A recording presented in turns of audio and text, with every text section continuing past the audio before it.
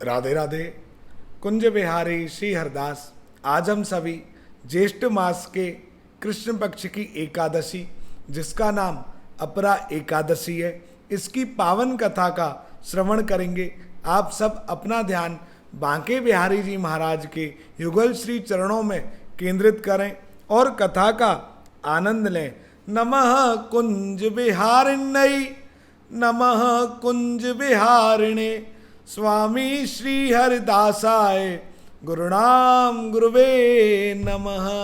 कि राधा मेरी स्वामिनी, मैं राधे जू को दास, जन्म जन्म मोहे दीजियो, श्री वृंदावन को वास। वृंदावन सो वन नहीं, नंद गाँव सो गाँव, बंसी बट सो बट नहीं, कृष्ण नाम सो नाम। बोलिए श्री बांके बिहारी लाल की जय। युधिष्ठिर बोले, हे भगवान, ज्येष्ठ मास के कृष्ण पक्ष की एकादशी का क्या नाम है तथा उसका क्या महात्म्य है? इसमें किस देवता की पूजा की जाती है और इस व्रत को करने की क्या विधि है? कृपा करके यह सब मुझे विस्तार से बताइए।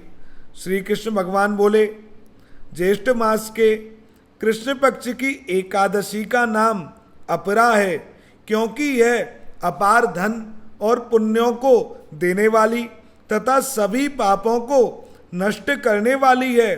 जो मनुष्य इसका व्रत करते हैं उनकी लोक में प्रसिद्धि होती है। अपरा एकादशी के व्रत के प्रभाव से ब्रह्म हत्या, भूत योनि, दूसरे की निंदा आदि से उत्पन्न पाप नष्ट हो जाते हैं। और इतना ही नहीं, स्त्री गमन, झूठी गवाही, असत्य भाषण, झूठा वेद पढ़ना, झूठा शास्त्र बनाना, ज्योतिष द्वारा किसी को भरमाना, झूठा वैद्य बनकर लोगों को ठगना आदि सब प्रकार के पाप अपरा एकादशी के व्रत से नष्ट हो जाते हैं। जो क्षत्रिय युद्ध क्षेत्र से भाग जाएं तो वह नरक को जाते हैं, परंतु अपरा एकादशी का व्रत करने से उनको भी स्वर्ग की प्राप्ति होती है। जो शिष्य गुरु से विद्या ग्रहण करते हैं परंतु बाद में उनकी निंदा करते हैं तो वह अवश्य ही नरक में जाते हैं। ऐसे व्यक्ति भी अपरा एकादशी के व्रत के प्रभाव से स्वर्ग के अधिकारी हो जाते हैं। जो फल तीनों पुष्करों में स्नान करने से या कार्तिक मास में स्नान करने से अथवा गंगा जी के तट पर पितरों को पिंड दान करने से मिलता है, वह अपरा एकादशी का व्रत करने से मिलता है। सिंह राशि वालों को बृहस्पति के दिन गोमती में स्नान करने से, कुंभ में श्री केदारनाथ जी के दर्शन करने से तथा बद्रिका आश्रम में रहने से एवं सूर्य चंद्र ग्रहण में कुरुक्षेत्र में स्नान करने से जो फल मिलता है, वह फल अपरा एकादशी के व्रत के बराबर है। हाथी घोड़े के दान से तथा यज्ञ में स्वर्ण दान करने से जो फल मिलता है, वह फल अपरा के व्रत के फल के बराबर है। गौ व भूमि या स्वर्ण के दान का फल भी इसके फल के बराबर होता है। यह व्रत पाप रूपी वृक्षों को काटने के लिए कुल्हाड़ी के समान है, पाप रूपी अंधकार के लिए सूर्य के समान है। अतः मनुष्य को इस एकादशी का व्रत अवश्य करना चाहिए। यह व्रत सभी व्रतों में अत्यंत श्रेष्ठ है।